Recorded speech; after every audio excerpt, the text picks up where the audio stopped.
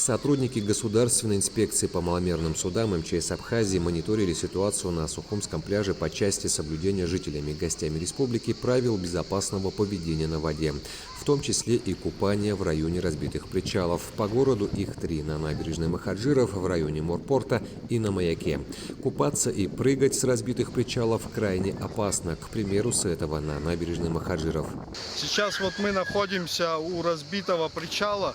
Это аварийный причал, и слева и справа под водой находятся штыри.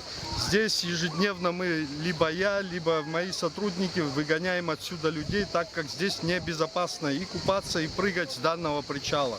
Мы это обговаривали с администрацией города, чтобы данный причал закрыть.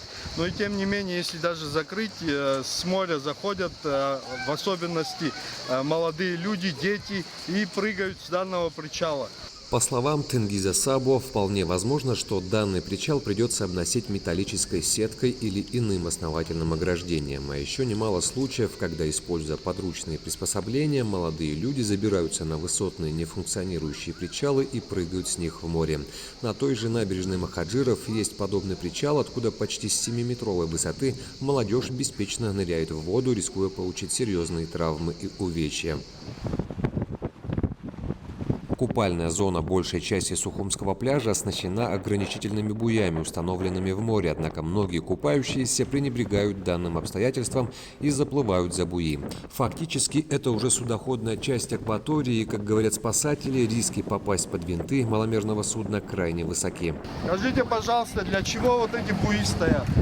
Знаете же? Вы вышли в зону судового входа. Давайте туда. Что касается самих маломерных прогулочных судов, то проверка показала отсутствие у многих отдыхающих на них спасательных жилетов. Здравствуйте. А где ваши жилеты? Почему они не на вас? Оденьте и не снимайте их.